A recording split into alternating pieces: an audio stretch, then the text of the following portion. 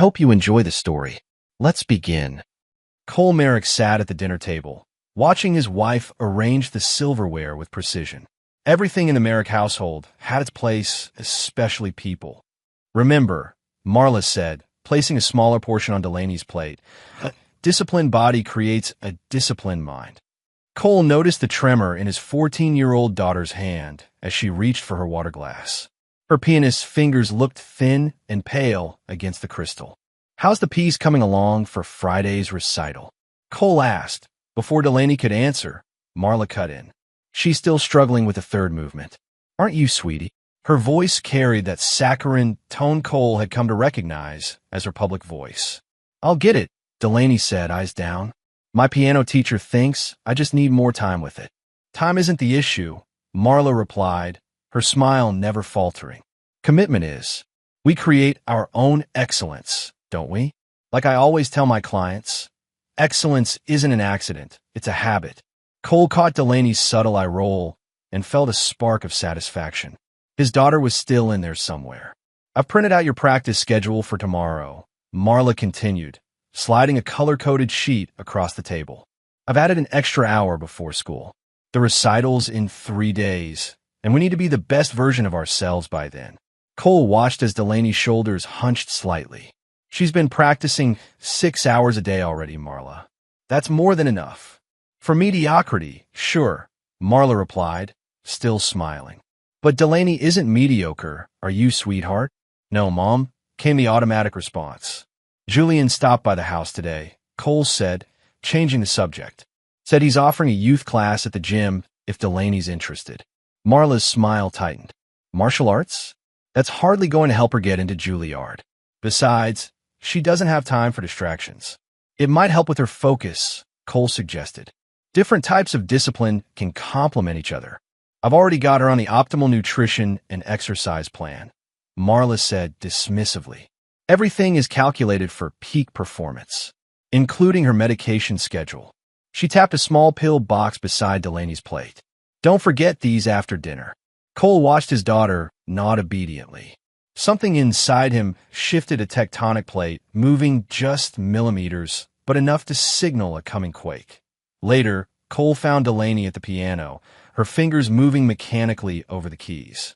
When she missed a note, she flinched as if expecting punishment. "You know," Cole said quietly, "your grandfather used to say music should come from joy, not fear." Delaney's hand stopped, but she didn't turn around. "I'm not afraid. I'm just focused." There's a difference between focus and fear. One empowers you, the other depletes you. She finally looked at him, shadows under her eyes. "Mom says fear can be fuel too." Cole moved to sit beside her on the bench. "Your mother has her own way of looking at things. She says I need to be humble enough to recognize my weaknesses." "Being humble doesn't mean tearing yourself down," Cole said. "It means being honest about where you are and where you want to go." A small smile touched her lips. "That sounds easier." "It is," Cole said. "Want to play something just for fun? No practice, no perfection." Delaney glanced toward the kitchen where Marla was cleaning up. "I should really get this part right before tomorrow." Cole nodded, understanding. "Another time, then." He kissed the top of her head and left her to her practice, the weight in his chest growing heavier. Cole sat in his home office, memories playing behind his closed eyes, his father standing in their modest kitchen, arms crossed. "There's discipline, and there's cruelty. Know the difference, son." The lesson had come after Cole had been caught being too harsh with a younger teammate. His father hadn't yelled, he never did. But his quiet disappointment had cut deeper than any shouting could have. Strength isn't about making others feel small, his father had told him. It's about knowing when to use your power and when to show restraint. Cole opened his eyes. Through the window, he could see Marla in the backyard, filming another segment for her social media. Her posture was perfect as she spoke to the camera with practiced charisma. His phone buzzed with a text from Tasha, his colleague from work. "Just sent those security system specs you asked for." "Why the sudden interest in home surveillance?" Cole typed back, just being cautious. Thanks that he hadn't told anyone his suspicions yet. But he trusted Tasha's technical expertise, and he might need it soon. Movement caught his eye. Delaney was in her room, meticulously organizing her school supplies. Cole watched as she lined up her pencils by length, then rearranged them twice more.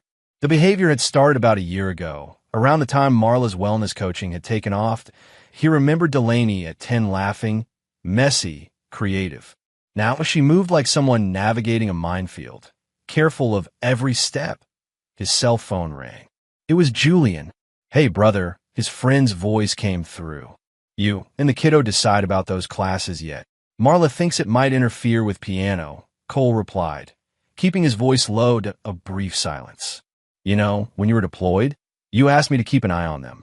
I still take that seriously." Cole's attention sharpened. "What have you seen?" "Nothing concrete," Julian admitted. "But Delaney seems different. Last time I saw her, she asked permission to get a glass of water from her own kitchen. Not for Marla, for me. Like she needed an adult to approve." Cole closed his eyes. "I've noticed changes too. You know, my door's always open. For both of you." Later that night, while Marla was out with her brother Rhett, Cole did something he'd never done before. He went through her things, specifically her planner and the notes she kept on Delaney's schedule. The level of detail disturbed him. Every calorie was counted.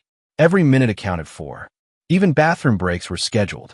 And in the margins, little notes. "Showed weakness during practice, implement consequence protocol 2. Cole's blood ran cold. What the hell was consequence protocol 2? He continued searching until he found a locked drawer in Marla's desk. His IT security background made quick work of the simple lock. Inside, he found detailed journals documenting Delaney's infractions and Marla's corrective measures.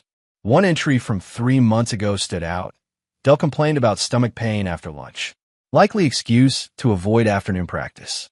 Reminded her that pain is weakness leaving the body. Confiscated pain relief medication as consequence.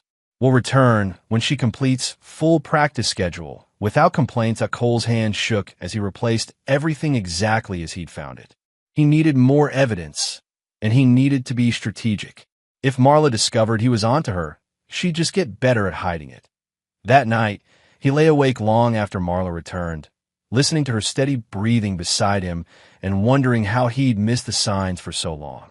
"Mr. Merrick, do you have a moment?" Cole paused at the door of Grace's piano studio. Delaney had already headed to the car after a lesson. "Of course, Mrs. Glassman," Cole replied, stepping back inside. Grace Glassman closed the door partially and lowered her voice. "I'm concerned about Delaney. Her playing." "No, her playing is exceptional as always. Has she been eating properly? She seems thinner, and there's a distance in her eyes. I've been teaching for 20 years, Mr. Merrick. I know the difference between normal performance anxiety and something deeper." Cole felt a mixture of validation and alarm. "She's been under a lot of pressure with the upcoming recital." "This is more than recital nerves," Grace insisted. "Last week, her hand was shaking so badly she couldn't play her scales. When I suggested we take a break, she nearly had a panic attack. She kept saying she needed to maintain her schedule, or there would be consequences." Cole's jaw tightened. "Did she say what kind of consequences?" "No, but when I tried to give her a granola bar from my desk. I keep them for students who come straight from school, she refused it. Said it wasn't on her approved foods list." "It's not that," Cole said, more sharply than he intended. "At least, not the way you think. My wife is very nutrition conscious. She has Delaney on a strict diet." Grace didn't look convinced. "There's strict, and then there's harmful. Delaney needs energy to play at her level." Back in the car, Cole studied his daughter's profile. Her cheekbones seemed more pronounced than they had been a few months ago. "Mrs. Glassman thinks you're doing well," he said carefully. Delaney nodded. "She says I'm ready for the recital." "That's great. How do you feel about it?" A slight hesitation. "Prepared." "That's not what I asked." Delaney glanced at him, then back at the road. "I feel nervous. But Mom says nervousness is just energy I'm not channeling properly." "Your mom has a lot of theories," Cole said, keeping his tone neutral. "How about we stop for a snack? You must be hungry after practice." "I have my approved snack in my bag," Delaney said quickly. "What is it?" "Half an apple and 3 almonds." Cole's hands tightened on the steering wheel. "That's not enough after a 90-minute piano lesson, Delaware. Mom says hunger sharpens the mind." Cole pulled into a drive-thru. "Well, Dad says the brain needs glucose to function. We're getting milkshakes. Panic flashed across Delaney's face. Dad, no. Mom will know. How would she know unless you tell her? Delaney looked down at her hands. She weighs me every morning and night. If I gain even half a pound, Cole felt something inside him harden into resolve. Delaney, look at me. He waited until she raised her eyes. What happens if you gain weight? She says I've failed the discipline test, Delaney whispered. That I'm letting weakness control me. She adjusts my food portions downward. And sometimes she stopped. Sometimes she what? Nothing. It doesn't matter. Cole drove past the restaurant, plans forming in his mind. It matters to me, Delaware. Everything about you matters to me. That evening, Cole installed a small camera in the kitchen medicine cabinet where Delaney's medications were kept. With her multiple allergies, Delaney took several pills daily, managed entirely by Marla. 3 days of footage revealed what he'd suspected. Marla opening Delaney's prescription bottles, replacing real pills with what looked like sugar pills, or emptying capsules and refilling them with something else. Cole documented everything, taking photos and saving the video files to a secure cloud account only he could access. Then he called Tasha. I need a favor, he said when she answered. It's personal, and I need absolute discretion. Those are my two specialties, Tasha replied. What's up? I need to recover deleted texts and emails from a phone, without the owner knowing. A pause. That's not exactly legal without a warrant, Cole. It's my wife's phone, Cole said, and it's about protecting my daughter. Another pause. Come by my place tonight. Bring the phone and your daughter's medical records if you have them. Later, in Tasha's apartment filled with computer equipment, Cole explained everything he'd discovered so far that Tasha's expression grew increasingly grim. Jesus, Cole, this is straight-up medical abuse. I need proof that will stand up in court, Cole said. I'm filing for emergency custody as soon as I have enough. What you've got already should be enough for a temporary order, Tasha said. But if you want something bulletproof. She took Marla's phone, which Cole had taken while she was in the shower. Give me an hour. While Tasha worked, Cole called Julian. I need your help, he said without preamble. And I need you to not ask too many questions right now. You got it, Julian replied instantly. What do you need? Surveillance equipment. The kind that isn't easily detected. And maybe some of your Marine Corps expertise. Is Delaney in danger? Julian's voice sharpened. Yes, Cole said simply. But I'm handling it. I just need to be strategic. Come by the gym tomorrow morning. Early. I'll have what you need. When Cole returned home that night, Marla was in their bedroom, working on her laptop. Where were you? She asked without looking up. Had to help Tasha with a security issue at work. Cole lied smoothly. Server vulnerability. Marla murmured, disinterested. Did you check on Delaney? She didn't finish her evening practice. She was asleep when I looked in, Cole said. Left her books out, though. She must have been studying late. Marla frowned. That's not acceptable. Her schedule clearly allocates study time from 7 to 8, practice from 8 to 9. Maybe she was tired, Cole suggested, watching her closely. The recital's tomorrow. She needs rest. Rest is earned, not given, Marla replied, finally looking up. I'll have to adjust her schedule tomorrow to make up for the lost practice time. Cole held her gaze. No, you won't. She's prepared enough. Something flickered in Marla's eyes, surprise at being challenged. I know what's best for her development, Cole. My methods get results. Your methods are extreme, Cole said, keeping his voice even. She's a child, not a project. Marla's smile was cold. Everyone's a project, Cole. Some just have better project managers than others.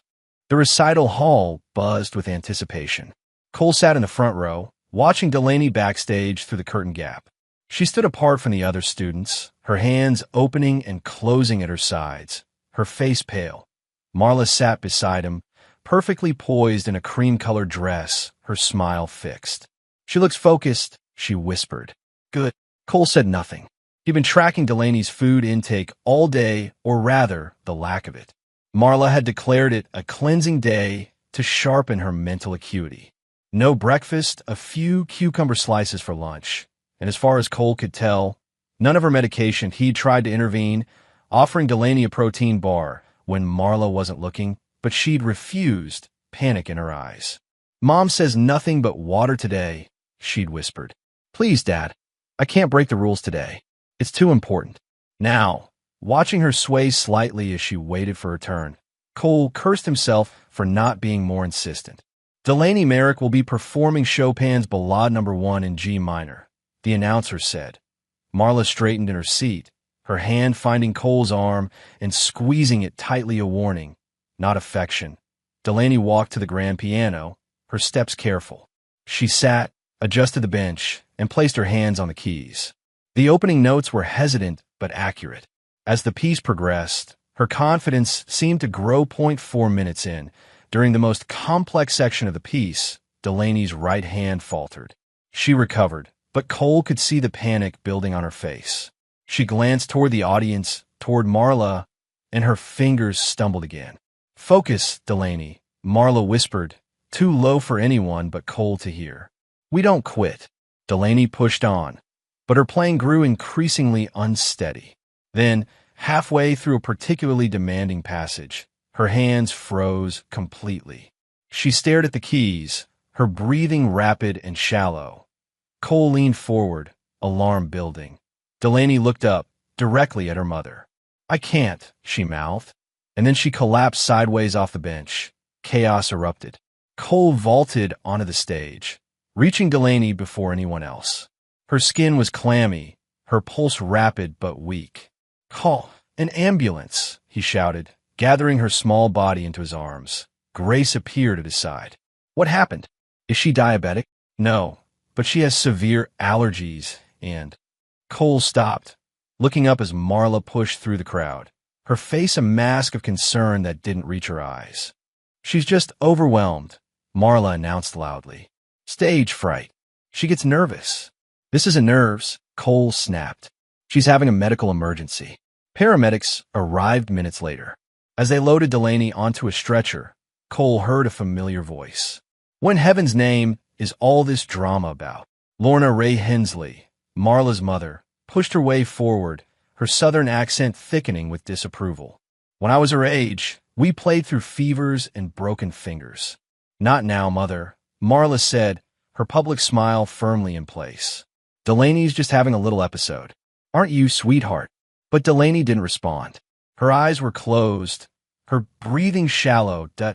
In the ambulance. Cole held his daughter's hand while the paramedics started in 4 and checked her vitals. "Has she eaten today?" one asked. "Not much," Cole admitted. Her mother had her on a cleanse.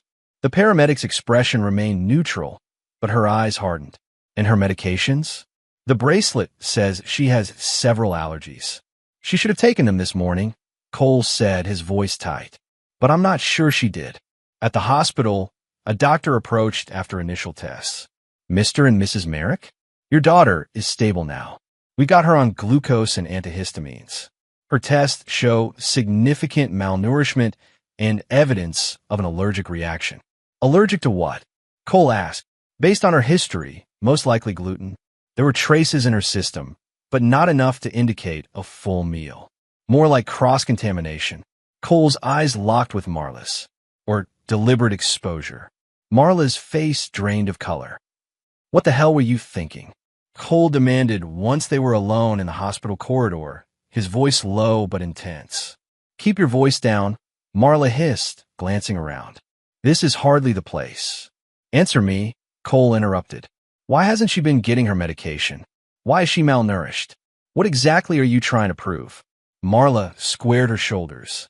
"I'm trying to build her character, Cole. The world won't coddle her like you do." "Coddle her?" She collapsed on stage. "And she'll learn from it," Marla insisted. "Failure is the greatest teacher. How do you think I survived my childhood? By learning that pain builds strength." Cole stared at her, incredulous. "This isn't about your childhood. This is about you deliberately endangering our daughter." Marla's eyes narrowed. "I've never endangered her. I've challenged her. There's a difference."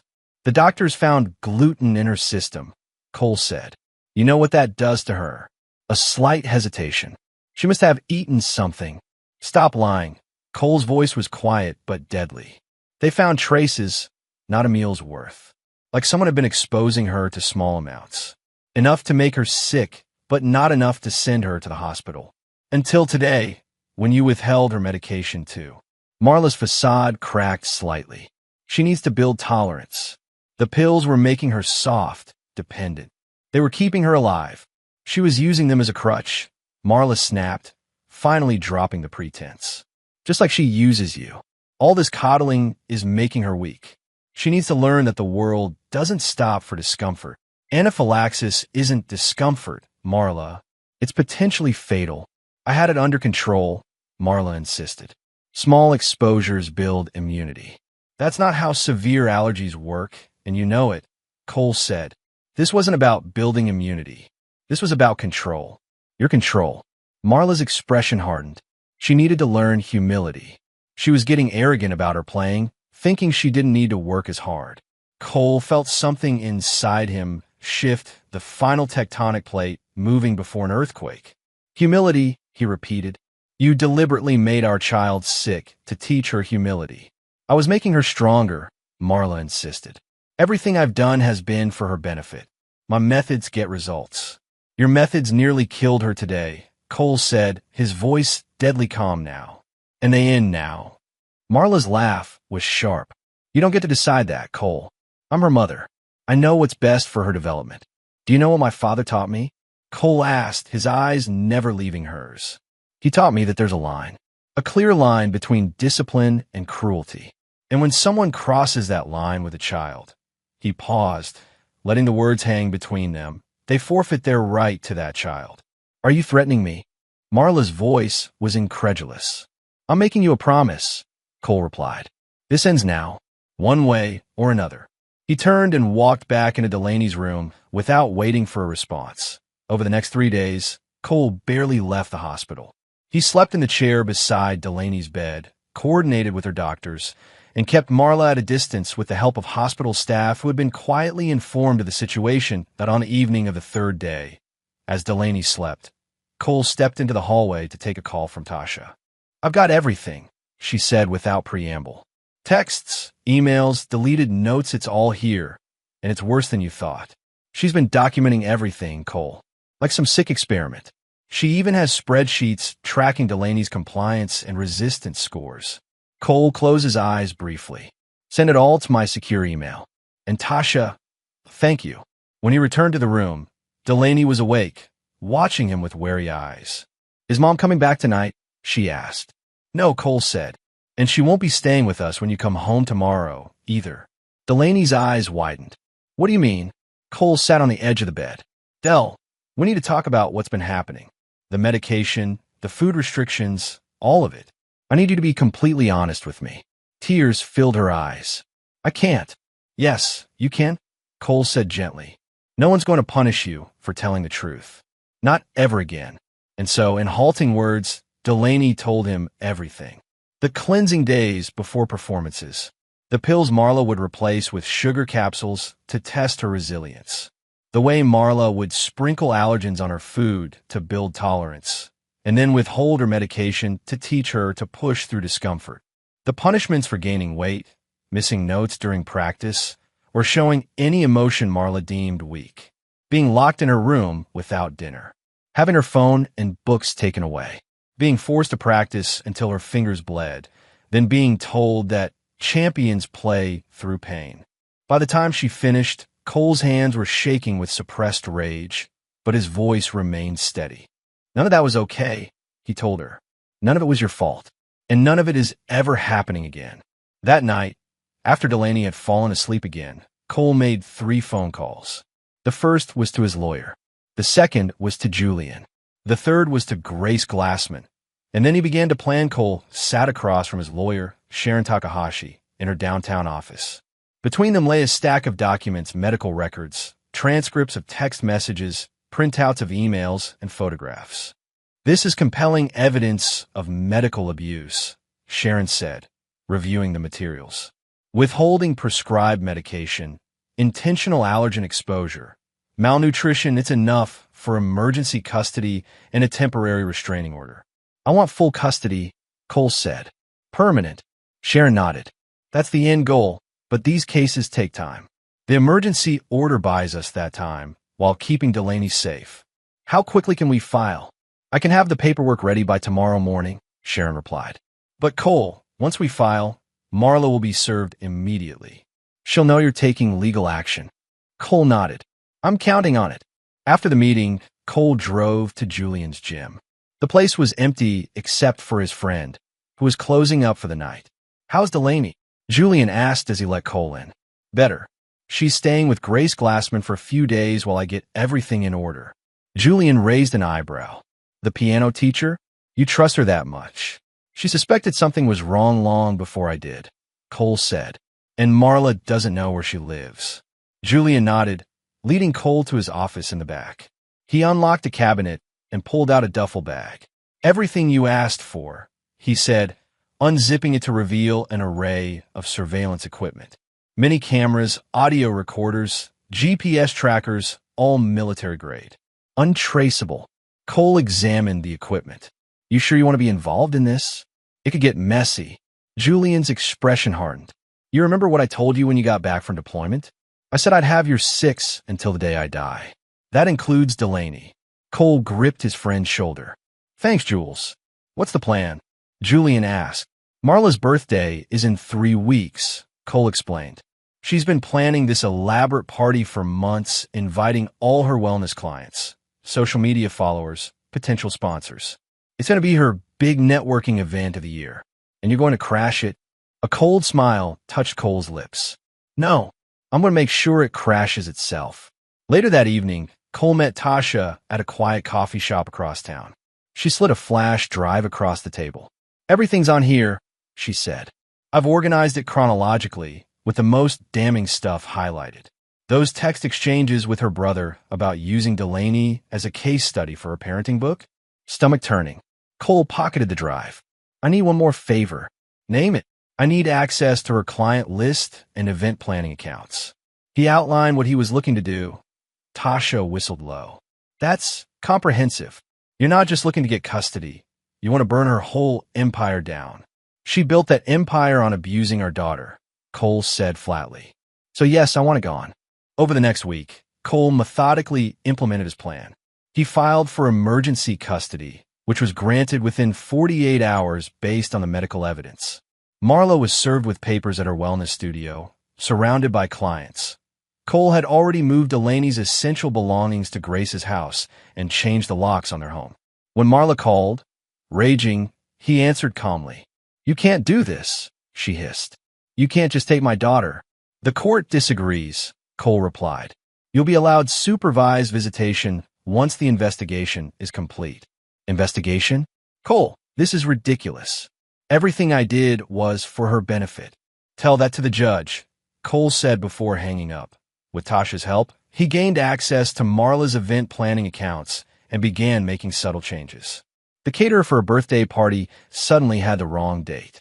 The venue received a cancellation email they didn't question. The guest list was quietly edited, with wrong addresses entered for key contacts. Each night, Cole checked in with Delaney by video call. Slowly, he saw small changes, her shoulders relaxing, her smile coming more easily. Grace reported that she was eating regularly and sleeping through the night for the first time in months. She played the piano yesterday, Grace told him. Just for fun. No agenda, no pressure. She played Disney songs for an hour and laughed when she hit wrong notes. The tightness in Cole's chest eased slightly. His daughter was still in there, underneath all the fear and anxiety Marla had instilled. But his work wasn't done. Not by a long shot. 2 weeks before Marla's birthday, Cole sat at his computer, Tasha on a video call on his second screen. The gift registry is done, Tasha reported. Every item has been replaced with a donation to the Children's Rights Foundation. Oh, and I found something interesting in her email exchanges with Rhett. What's that? Cole asked, typing commands into his own system. Looks like her brother's been handling the finances for her wellness brand, and there are some discrepancies. Large sums moving from her business account to his personal one. And get this, he's been charging her clients extra for premium content and pocketing the difference. Cole paused. Can you document all of that? It might be useful. Already on it, Tasha replied. Later that week, Cole received a call from Rhett. "Cole, it's Rhett. We need to talk." Cole's grip tightened on the phone. "We have nothing to talk about." "Look, I know you're pissed at Marla, but you need to back off," Rhett insisted. "This vendetta is affecting more than just her." "You mean it's affecting your income stream?" Cole replied coldly. "Funny how those financial documents found their way to her accountant and the IRS." A sharp intake of breath. "You son of a bitch." "I'm curious, Rhett," Cole continued. "Did you know what she was doing to Delaney? Or did you just not care as long as the money kept flowing? Marla's methods are unconventional, but she was poisoning her own daughter." Cole cut in, his voice deadly quiet. "And you helped her cover it up." "There are texts, Rhett. Lots of them. You advising her on how to hide what she was doing from me. You've got your own reckoning coming." "This isn't about Delaney," Rhett snarled. "This is about control. You couldn't control Marla, so you're destroying her instead." Cole laughed without humor. "Projection is a hell of a thing, isn't it? That's exactly what Marla did to Delaney. Now you're both getting a taste of your own medicine. You'll regret this," Rhett threatened before hanging up. Cole set down his phone and opened his laptop. It was time to release the first wave. With a few keystrokes, he launched the website documenting Marla's abuse not to the public yet, but to a carefully selected audience. Local mom groups, the boards of the wellness companies still affiliated with Marla, and her remaining high-profile clients. Within an hour, his monitoring software showed the site was being shared in private messages and groups. The whispers had begun. Next, Cole activated a series of scheduled emails to be delivered to guests who were still planning to attend the party. Each contained a personalized message expressing concern about Marla's methods and a link to specific evidence related to the recipient's relationship with her, a BY noon. Marla's phone must have been blowing up with concerned messages and cancellations. She called Cole repeatedly, but he let the calls go to voicemail. Her messages grew increasingly desperate. "What have you done? People are canceling left and right. The caterer just called to confirm they're coming tomorrow. The party is today. The venue says I canceled last week. I never canceled." "Cole, answer your damn phone." At 5 p.m. on the day of Marla's party, Cole received a notification from the security system at his and Marla's home someone had entered using a key. He switched to the camera feed and saw Marla storming through the living room, still in makeup but her hair disheveled. "Cole," she shouted to the empty house. "I know you're behind this. All of it." She moved from room to room, growing increasingly agitated when she found no one.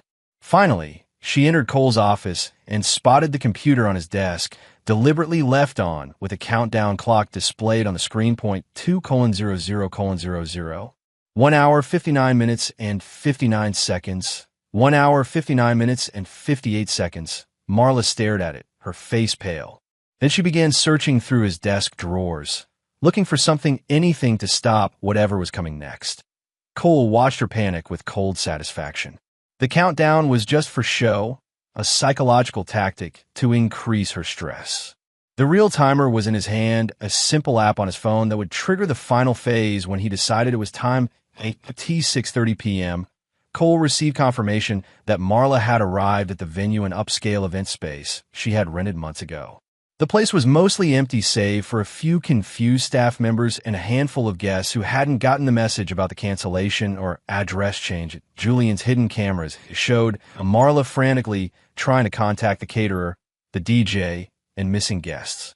Her perfect makeup was now smudged, her carefully styled hair falling loose. Red arrived shortly after, looking nearly as frantic as his sister. Cole turned up the audio feed to hear their conversation. "This is a disaster," Marla hissed. "Half the guests think the party is at some address in the middle of nowhere, the other half think it's canceled, and the ones who are here are asking questions about Delaney." "Calm down," Rhett urged. "We can salvage this. I'll call some people who owe me favors. They'll be here soon to fill out the crowd. That doesn't solve the catering problem, or the music problem, or the fact that my reputation is being systematically destroyed." Marla's voice rose hysterically. "Keep your voice down," Rhett warned, glancing at the few guests who were setting up gift tables. "We need to present a united front." Marla took a deep breath, visibly pulling herself together. "You're right. This is just another challenge to overcome. We'll spin it somehow." As if on cue, More guests began to arrive, but many of them were looking at their phones, then at Marla with uncertain or concerned expressions. Cole knew they were receiving the final wave of evidence he had just released at 7 p.m. exactly. Cole activated the command on his phone. In the venue, the lights dimmed unexpectedly. A projector that had been secretly installed began to play on the main wall. The footage started with Delaney's collapse at the recital. Then came medical charts showing malnutrition and evidence of allergen exposure. Grace's testimony played next, her voice clear and professional as she detailed the changes she had observed in Delaney over months of lessons.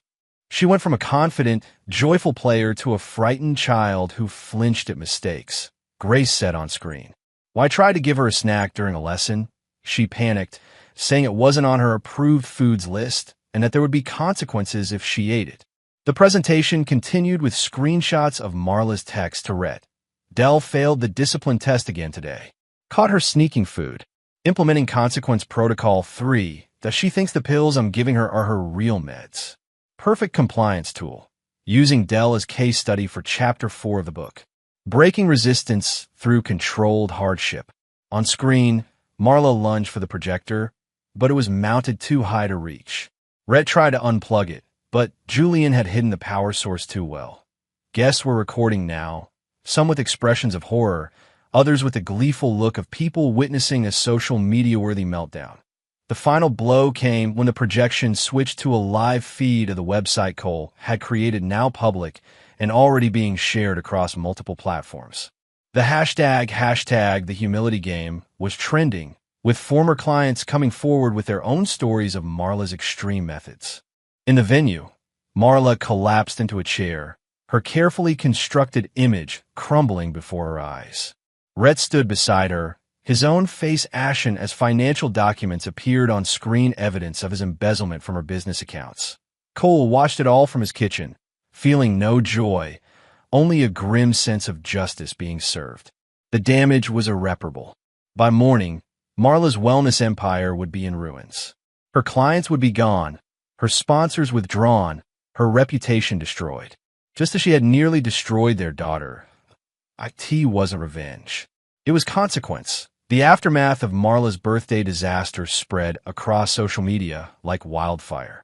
Hashtag the humility game and hashtag Marla Merrick Truth were trending by midnight.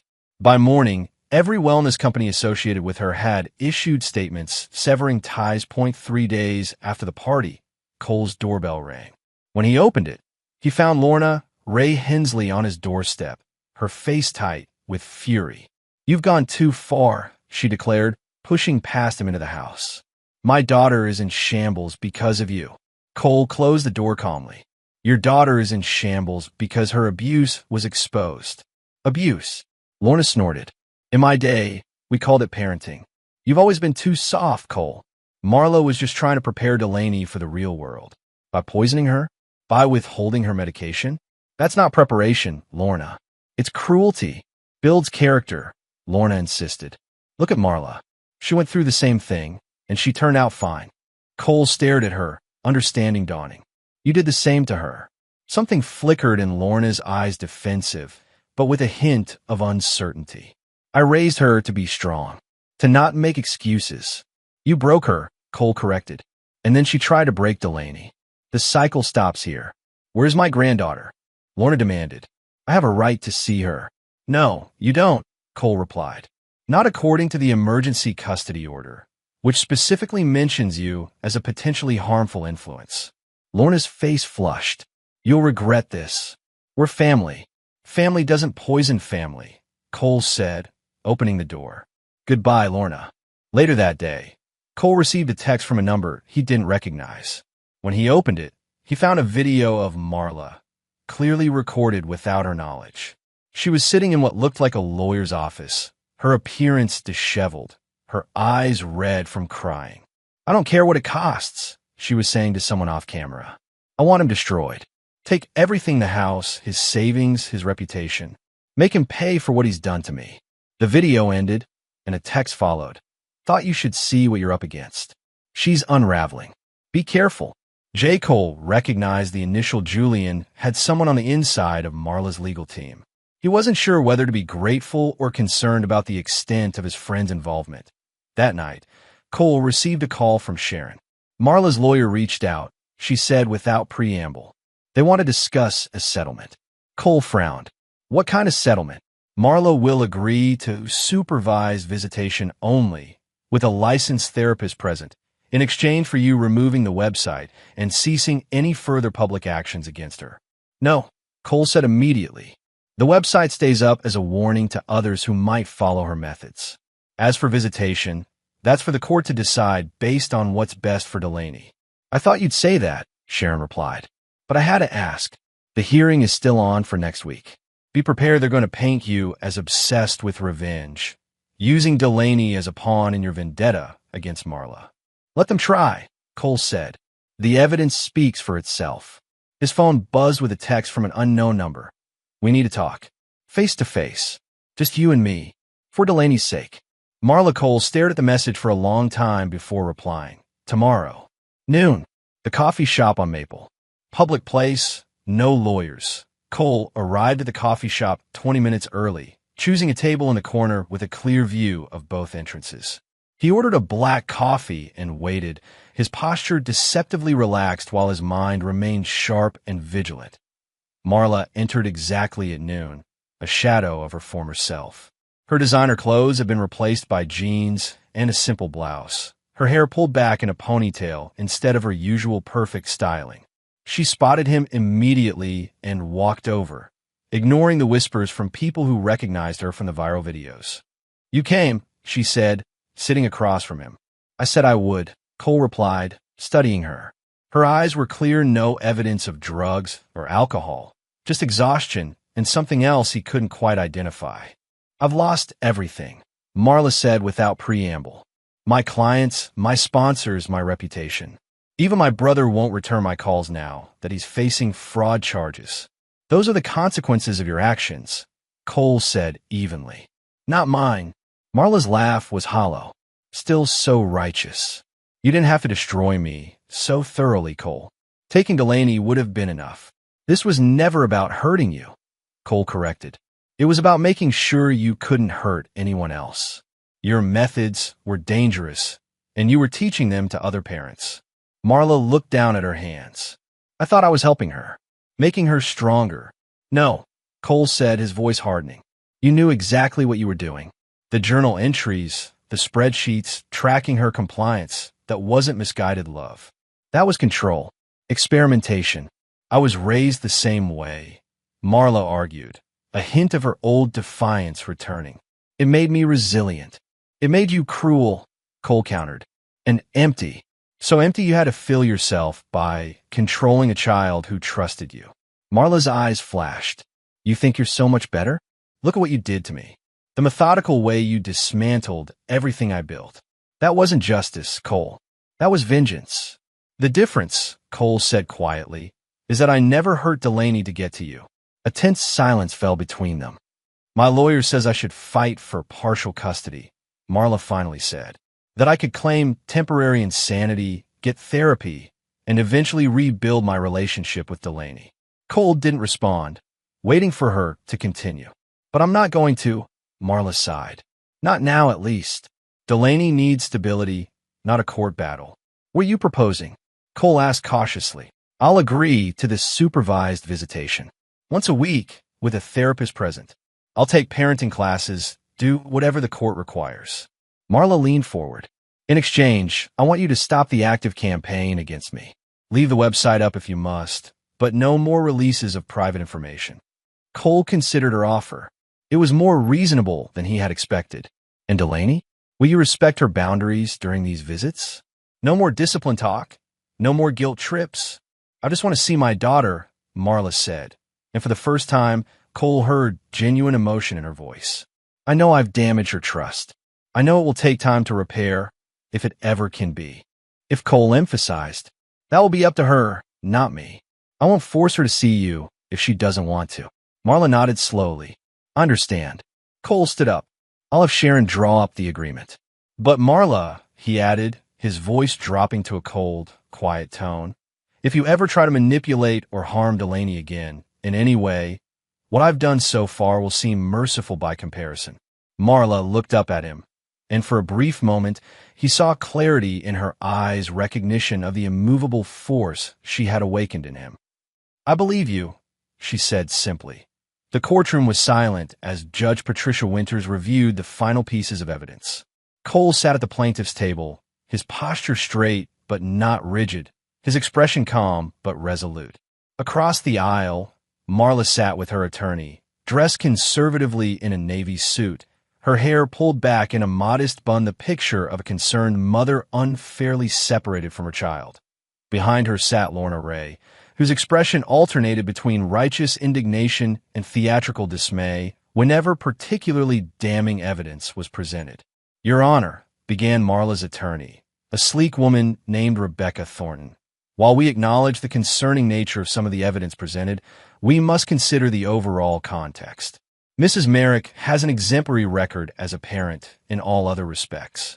Her daughter excels academically, participates in extracurricular activities, and has never shown signs of physical abuse that would warrant such an extreme measure as terminating parental rights." Judge Winters looked up from her notes.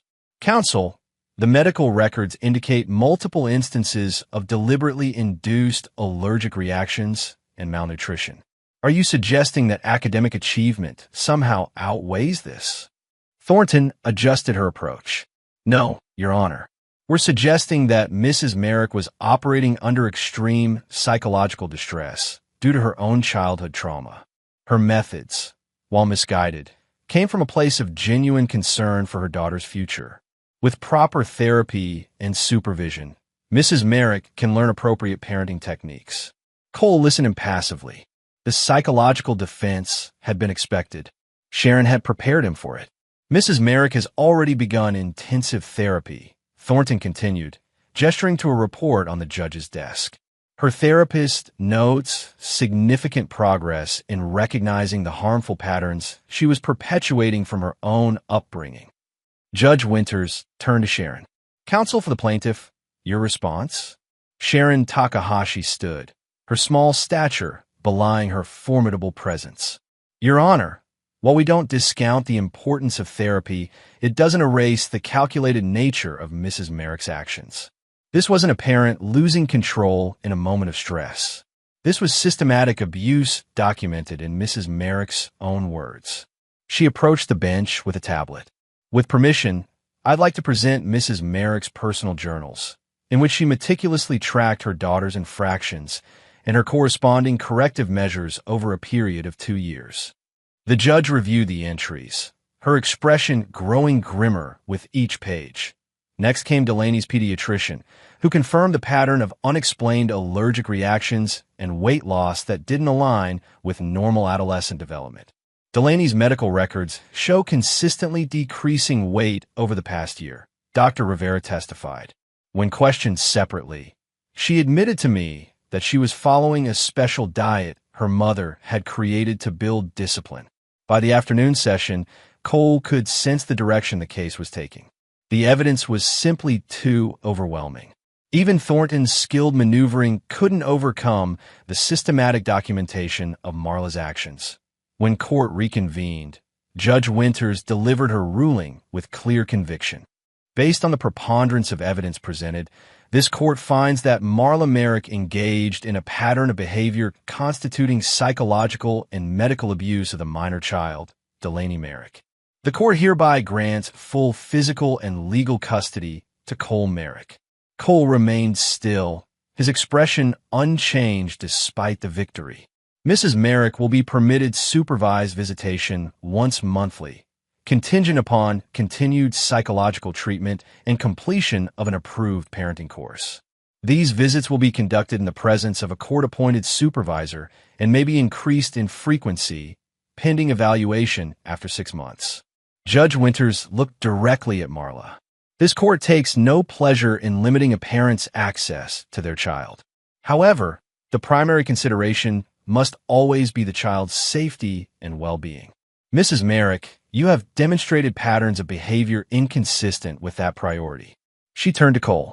Mr. Merrick, while the court is found in your favor, I strongly encourage you to support a healthy relationship between your daughter and her mother when appropriate and safe to do so. Children benefit from maintaining family connections when possible. Finally, the judge addressed Lorna Ray directly. The court is aware of a pending petition for grandparent visitation rights. Given the evidence presented in this case regarding Mrs. Hensley's influence on Mrs. Merrick's parenting methods, that petition is hereby denied. Lorna gasped audibly, while Marla's composure finally cracked, tears streaming down her face as she whispered something to her attorney. As they left the courtroom, Cole felt no triumph, only relief. The battle was over, but the healing was just beginning. 6 weeks after the custody hearing, Cole sat on a bench outside the office of Dr. Elena Patel, Delaney's therapist.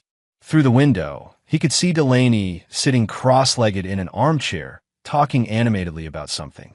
The sight of her gesturing freely, her face expressive, made his chest tight with a mixture of relief and lingering anger at how close they'd come to losing that spark. Dr. Patel had been a revelation. Unlike the rigid, results-oriented therapist Marla had once insisted upon, Elena was warm, patient, and specialized in trauma recovery for adolescents. Twice a week, Delaney spent an hour in her office, gradually unpacking the complex tangle of emotions left by years of psychological manipulation. When the session ended, Delaney emerged with a small smile. Dr. Elena says I'm making progress. I can see that, Cole replied, standing. You seem lighter. Delaney considered this. I guess I am. It's weird. I used to feel guilty about everything. Like literally everything. If I wanted an extra minute of sleep or a second helping at dinner. She trailed off. But now I'm learning that's not normal. Cole squeezed her shoulder gently. No, it's not. How do you feel about heading to Julian's gym?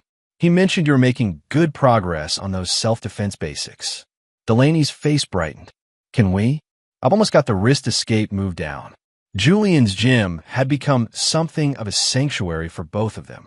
After spending her formative years being told her body existed only as a vessel for achievement, Delaney was discovering the joy of movement for its own sake. Julian, with his patient instruction and zero-pressure approach, had been instrumental in that discovery. There she is, Julian called as they entered the gym. Ready to build on what we learned last time? Delaney nodded eagerly, dropping her backpack and joining him on the mat. Cole watched from a bench along the wall as Julian guided Delaney through a series of self-defense moves, not with the militant precision Marla would have demanded, but with an emphasis on confidence and bodily autonomy. Remember, Julian told her, the point isn't perfection. The point is knowing you can protect yourself if you need to. After the gym, they stopped by Grace's studio. Delaney had resumed piano lessons, but on her own terms now, playing pieces she enjoyed, with no pressure about competitions or recitals. How is she really doing? Grace asked quietly while Delaney practiced a contemporary piece she'd chosen herself. Better, Cole replied. Dr. Patel says she's making good progress, but there's still a lot to work through. The food issues persist. She still asks permission before eating anything that's not at a scheduled mealtime. Grace nodded. And the perfectionism. She had a meltdown last week over AB+ on a science quiz, Cole admitted. 3 hours of crying because she wasn't disciplined enough in her studying. That's to be expected, Grace said. Those thought patterns take time to rewire.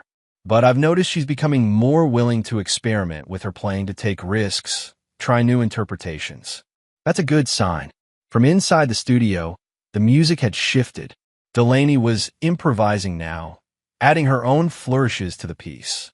The sound of it, spontaneous, imperfect, but deeply felt, brought a lump to Cole's throat. Later that week, Delaney approached Cole as he worked in his home office. Dad, she stood in the doorway, fidgeting slightly. Can I ask you something? Cole turned from his computer. Of course. Dr. Elena thinks. She hesitated. She thinks it might be good for me to see Mom. Not right away, but maybe soon.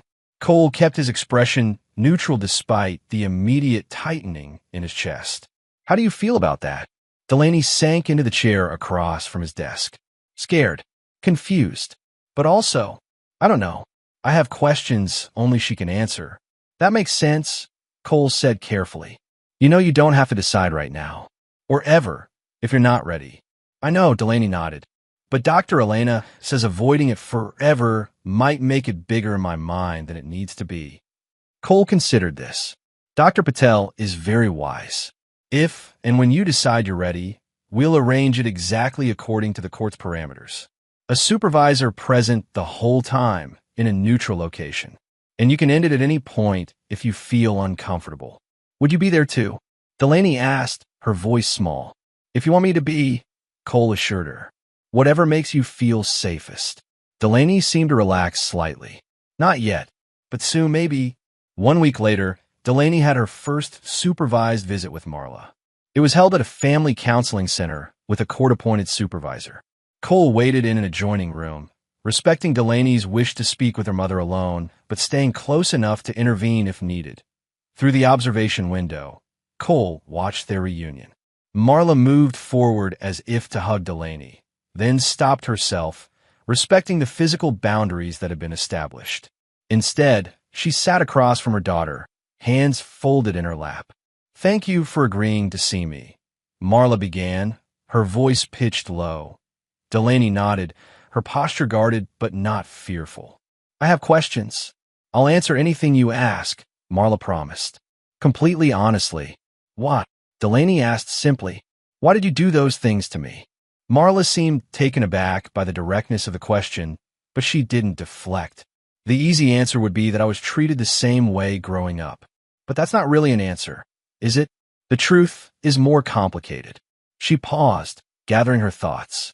I convinced myself I was making you stronger, that the world is harsh and unforgiving, and that by controlling every aspect of your life, I was preparing you for it. But my therapist has helped me see that what I was really doing was trying to control my own fears through you. What fears? Delaney asked. Fear of failure. Fear of mediocrity. Fear that if I wasn't perfect, if you weren't perfect, we'd both be worthless. Marla's voice cracked slightly. My mother taught me that value comes from achievement, not existence. I believed it so deeply that I couldn't see what I was doing to you. Cole watched Delaney absorb this, her expression thoughtful. You hurt me, Delaney said finally. Not just my body with the food and the medicine. You hurt something inside me. I'm still trying to fix it. Tears filled Marla's eyes. I know, and I can never undo that damage.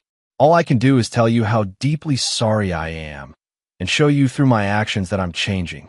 Dad says actions matter more than words. Delaney noted that a sad smile touched Marla's lips. Your father is right. He always saw things more clearly than I did. They continued talking for nearly the full hour, Delaney asking pointed questions and Marla answering with what appeared to be genuine remorse. As the visit concluded, Marla looked directly at her daughter.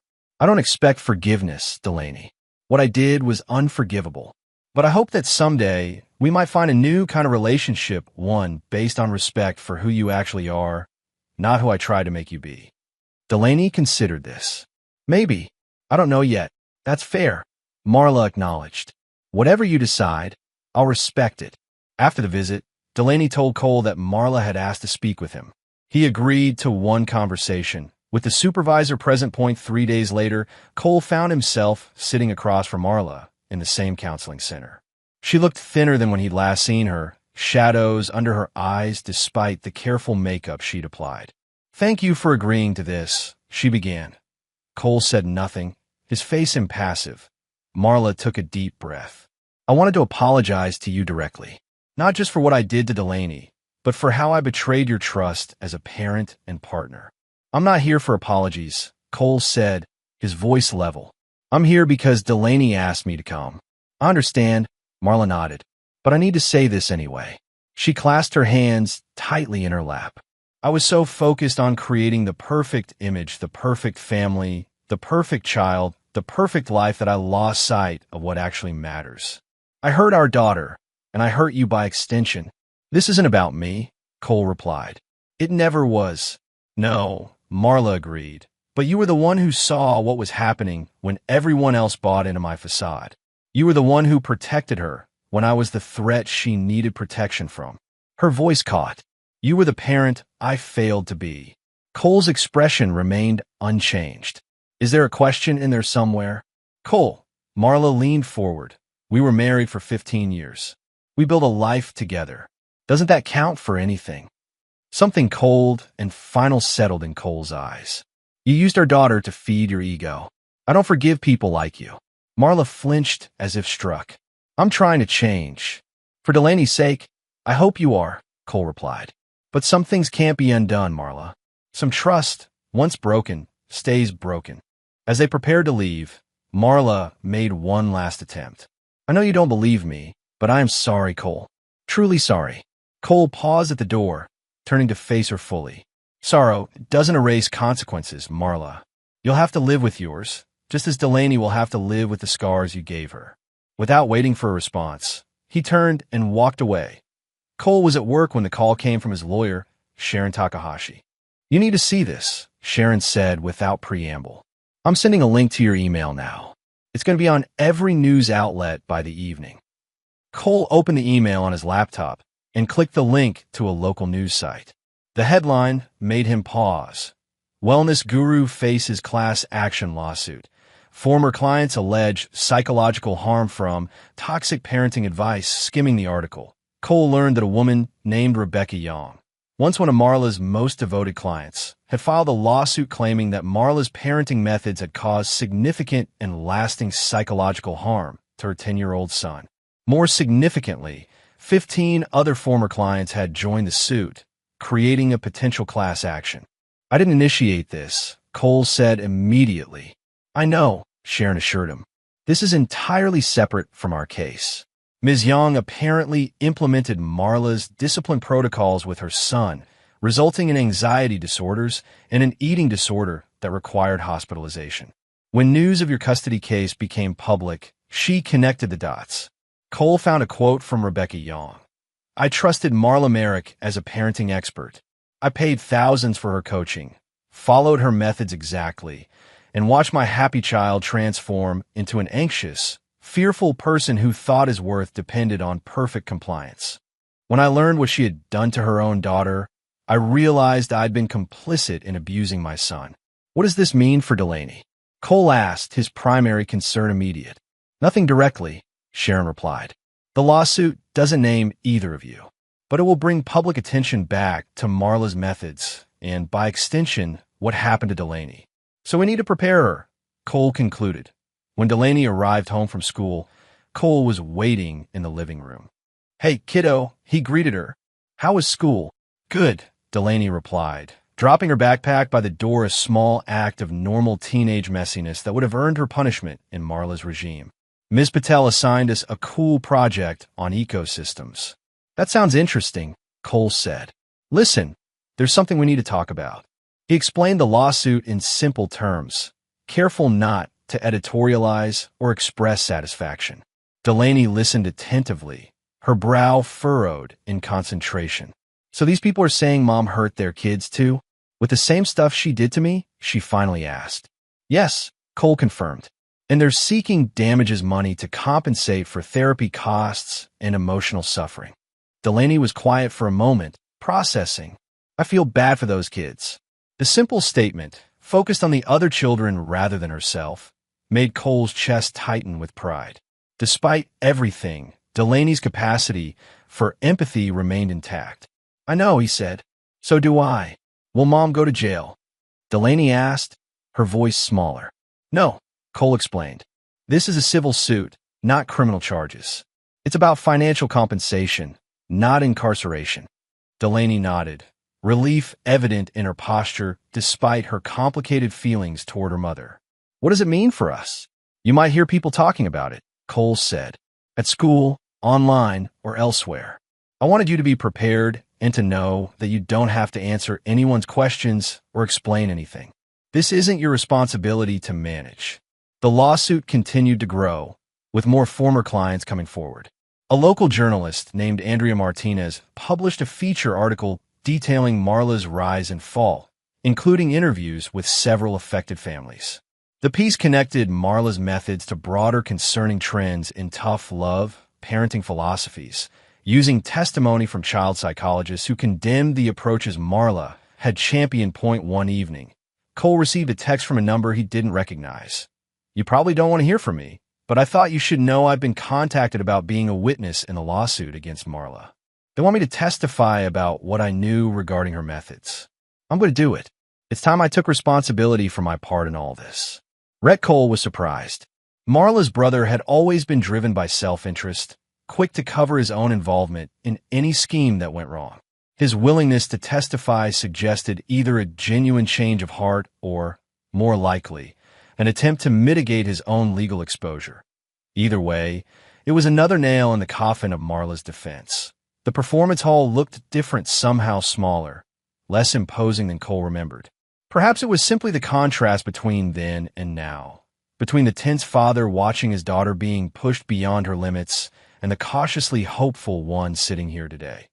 The spring showcase was well attended, the program featuring advanced students from several local music teachers. Grace had arranged for Delaney to perform in the middle of the program, not the high-pressure closing spot she'd had before, but not hidden at the beginning either. A position of respect without unnecessary tension. Cole sat in the same seat he'd occupied that fateful day months ago, but this time Marla's place beside him was empty. Instead, Julian sat to his right, with Tasha, Dr. Patel, and several of Cole's co-workers filling the row, behind them Delaney's impromptu support system.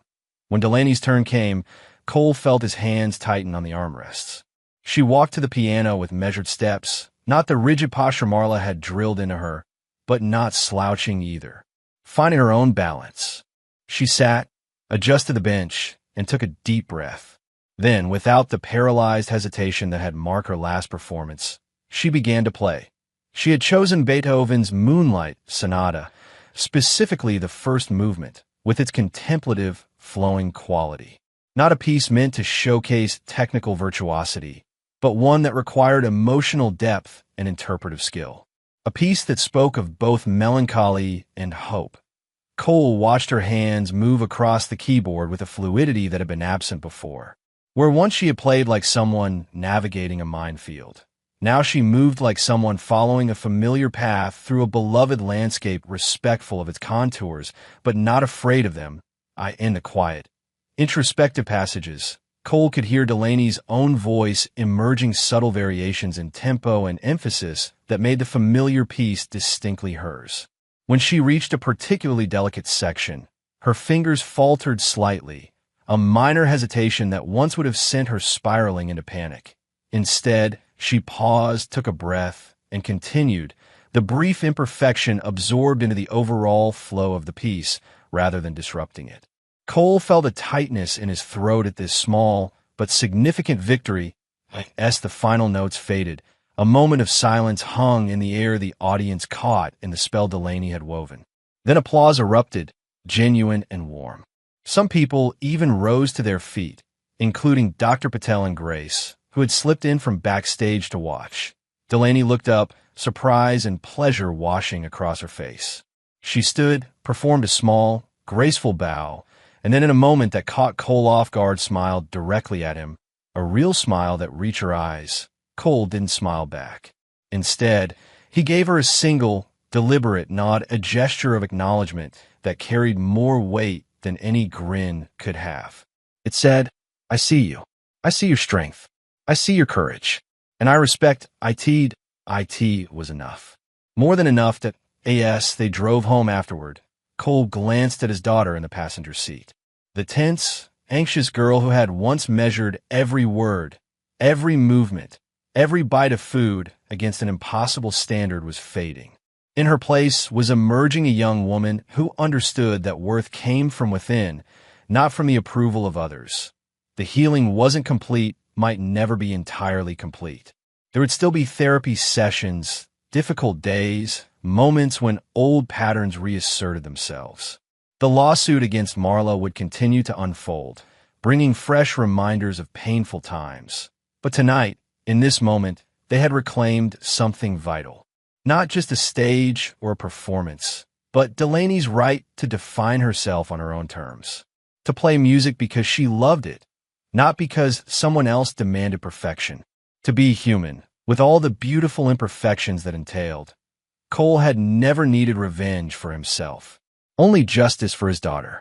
And as he watched her gaze out the window, humming softly to herself without self-consciousness or fear, he knew she had found something more valuable than either: freedom.